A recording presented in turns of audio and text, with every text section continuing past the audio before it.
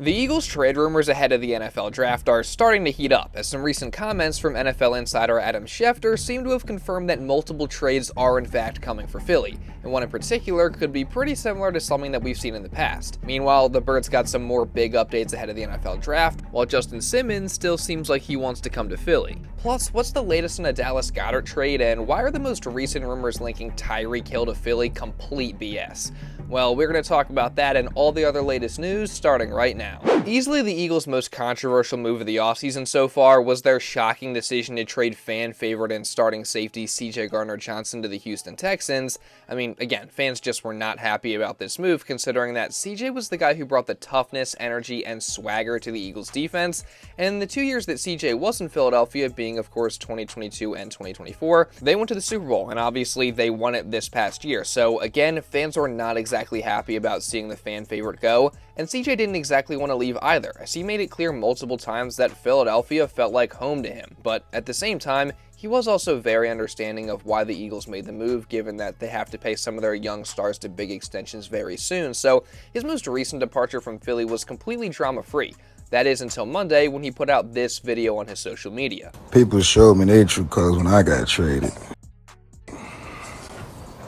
You ain't heard or seen from me, dig? Now, if you ask me, I don't know who he's talking about specifically. Some people have said his old teammates, Nick Sirianni's been mentioned, and a lot of Eagles fans initially thought it was about them, which CJ actually came out and cleared that up, as he said, quote, "My fans always been solid, love Philly Nation for life." So, glad to hear this isn't another 2023 situation, and it is still all love between Philly and CJ Gardner Johnson. And honestly, I really couldn't care less who CJ's talking about. I mean, I love the guy regardless, and he is forever a part of Eagles history with the Super Bowl win and the 2 appearances. So, again, I really don't care who he's talking about, and even though, as I've said before, I do understand the trade and why the Birds did it, I am still really going to miss CJ Gardner Johnson in an Eagles uniform, and heck, they're going to miss him too. That said, as I talked about in my last video, I do like Sidney Brown's potential, and if Vic Fangio, Christian Parker, and the rest of the Eagles coaches can get the most out of him, then I think he can be a good starting safety for them. And then, of course, there's also the possibility that the Birds could draft somebody there, or they could still possibly look to the free agent market to bring in some competition for Sid, or just a bona fide starter at that spot. And Christopher Knox's Bleacher Report recently suggested that the Birds do just that, as in a recent article, he suggested that Colts free agent safety Julian Blackmon would be a great fit for the Birds, citing the fact that he's a proven veteran, having started 62 games in 5 seasons, but he's also still relatively young at just 26 years old and set to turn 27 in August. And Blackmon is somebody that I've actually talked about before on this channel as a potential option for the Eagles, partially for those very reasons, but also because of just how productive he's been in his career, especially over the past 2 seasons where he's put up nearly 90 tackles in each year, and he has 7 combined interceptions. Plus, his time in Indy also overlapped with some of the Eagles' current coaching staff, including Nick Sirianni in 2020. And now that we are in the later stages of free agency, I feel like it's probably more likely that Blackmon can maybe take less money than he initially thought he could get. So, again, if the Eagles do want to sign a veteran to be a starter there, then I think Blackmon makes a ton of sense. And as I've said before, so does Justin Simmons, considering that he's been linked to the Eagles the past couple years now. He played under Vic Fangio and Christian Parker for several seasons in Denver, and based on some previous comments this offseason, he very much seems interested in the idea of a reunion in Philadelphia. And today, on Kay Adams' show, Up and Adams, Simmons only reinforced that. The Eagles, though, I mean, how much does the connection with Fangio and Christian Parker, by the way, the DB's coach, how much does that help and tilt the scale a little bit? Be honest. Yeah, it really does. Like, as honest as I can be, like, I'm a lot of it too, going back to your question earlier about Atlanta, like there was a lot of new, right? There's a new system, there's a new way to do it. Like going to Philly with Vic, you know exactly what you're getting out of me, and I know exactly what I'm getting out of them because I've been in the system. I still have a ways to go to mastering it, but there's some things and nuances that I know that Vic likes, that I know that Christian Parker likes, and I think I could really help in that area. Obviously, them moving on from CJ and what he's poured into that city there is big shoes to fill, but I love what they have going on with Blankenship and the rest of the supporting cast there. So I don't know. It's interesting. I'm excited to see what happens. Yeah, so again, Justin Simmons very clearly loves the idea of playing in Philly, and for the right price, I think he makes a ton of sense and think he could be a really good fit for them given the familiarity there. And it definitely seems like there's interest there on both sides just based on how Simmons was talking, so keep your eye on that. That said, I also definitely would not mind going the young player route at all, whether that's Sidney Brown or somebody in the draft, so we'll just have to wait and see how that all plays out. And on that front, we actually just got some more Eagles draft news on Tuesday regarding the safety position, as Mike Garafolo reported that Penn State safety Jalen Reed visited with the Giants on Monday, but he also has multiple other top 30 visits scheduled with other teams, including the Philadelphia Eagles. So there's a sign that the Birds could in fact be looking to add some more depth at safety, or possibly someone to maybe come in and compete with Sidney Brown for the starting job. Now, that said, Reed isn't exactly one of the headliners of this safety class, as from what I've seen, he's been projected as more of a late day 2 to day 3 pick, but he still has plenty of positive traits as he's a hard-hitting safety that shines when getting downhill. He's shown a lot of run-stopping ability, and he's also versatile enough to be able to move around and be used in different spots on defense, so he could potentially be one of those chess pieces for Vic Fangio to move around. Plus, he's also really good on special teams, and while his coverage skills definitely do need significant work, he has gotten better, and he's got plenty more room to improve. And given the chance to be coached up by Vic Fangio and defensive backs guru Christian Parker, and he very well could become a solid NFL player one day. So, as a mid to late round pick, Reed definitely could make sense for the Birds. But now, going from one Penn State product to another, we also just got some pretty significant news on one of the top players in the entire draft, being Penn State edge rusher Abdul Carter. And this news is important for the Eagles because it has to do with one of their in-division rivals, that being none other than the New York Giants, as their head coach Brian Daboll reportedly had breakfast with Carter on Sunday, according to Adam Schefter, and he's also scheduled to visit with the Giants on Thursday. So there's very clearly some significant interest from the Giants there, who, in case you don't know, hold the number 3 overall pick in the upcoming draft.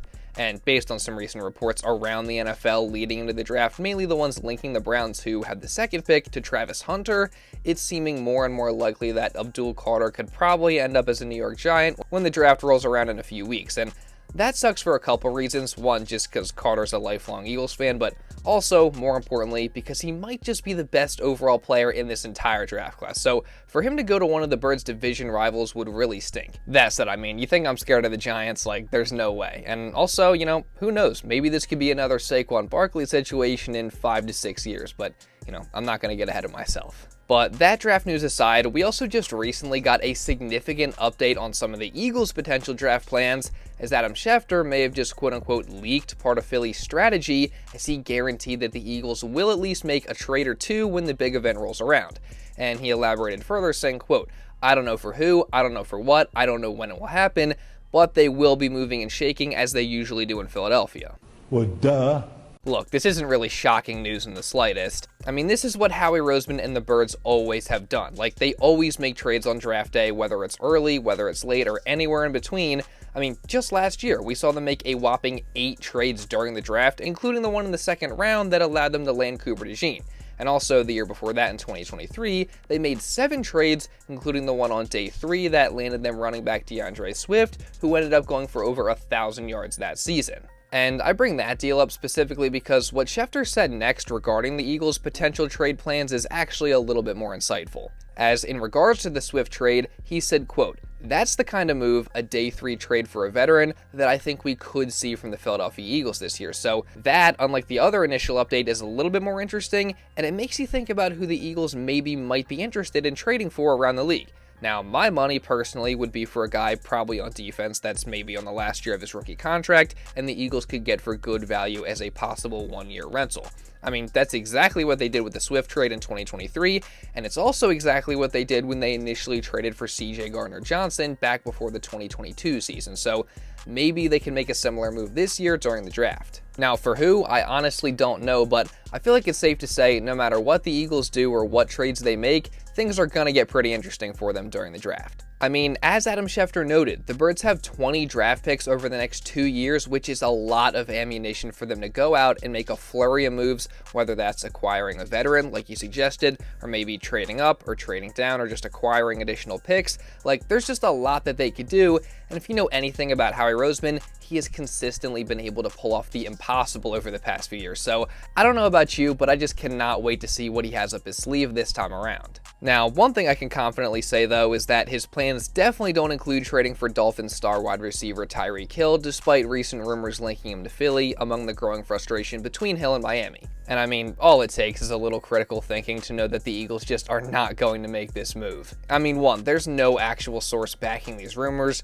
2, the Eagles simply cannot afford Tyreek Hill with his insane cap hits over the next 2 seasons. Plus, the Birds obviously already have 2 all-world receivers in A.J. Brown and Devontae Smith. So Tyreek Hill coming to Philly just makes absolutely no sense. Like, it wouldn't be a smart allocation of assets whatsoever. They definitely can't afford it. They probably can't even give the Dolphins what they would want in a trade. So yeah, I mean, a Tyreek Hill trade to Philly is not happening. But that actually is a good segue into some recent comments from Howie Roseman that all Eagles fans should keep in mind when discussing guys that the Birds could potentially go after. For us, we have some objective things that I can't even overrule, you know, like, and they're ours, but, you know, for one, like, violence against women, like, it's just not for us, you know, that doesn't mean, so it's like, I won't even watch them. I don't even want to talk about it. It just is deal breakers for us. So I can't go, but he's really good and he did it 10 years ago and he learned from it. It just doesn't work for us. Yeah, so whether it's a Tyreek Hill or Von Miller or another guy that has similar allegations in the past, now not saying that they're true, not saying that they did it, that's not my call to make whatsoever, but regardless, the Birds just are not going to be interested. So again, that's something to remember when discussing the Eagles' potential offseason targets. And once again, the Tyreek Hill trade rumors are complete BS, and don't let anyone tell you different. What's not BS, though, is the trade rumors surrounding tight end Dallas Goedert, as it feels like every few days at this point, we got something new to talk about on that front, and this time we got some comments from Eagles reporter Reuben Frank, where he basically said what I said after Nick Sirianni and Jeffrey Lurie spoke at the NFL's owners' meetings, being that they were talking like Goddard's kinda already gone, so you know, like I said then, a trade is definitely seeming more and more like a real possibility in the near future.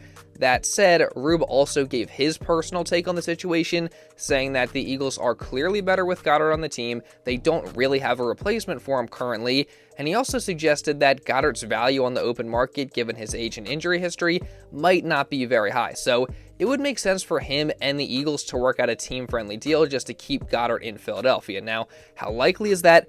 I don't know. Personally, that's definitely my preferred outcome, but this will definitely continue to be a huge storyline in Philadelphia leading into the draft and possibly after it. So I'm going to continue to keep you guys updated here on this channel, just as I continue to cover all the Eagles news that comes out this entire offseason. So if you don't want to miss any of that, then make sure you guys subscribe and turn on notifications. That way you're notified instantly when I upload a video or go live. Trust me, you guys are not going to want to miss any of that. And also make sure you drop a like down below to show some support, because it really does help me out a ton. See if we can get to at least 500 likes today. That would be greatly appreciated. And also leave a comment down below, because that also helps support the channel. Just give me your thoughts on anything that I talked about in this video. What trade rumors are you most interested in? What do you think is most accurate? Again, I'd love to hear your guys' opinions on all that. And also, if you guys want to watch another Eagles video talking about some of the younger players that the Birds have that are going to have to step up next season, you can check this out right here. And now with all that being said, that's pretty much all I got for this one, guys. So thank you all so much for watching, and I'll see you in the next video.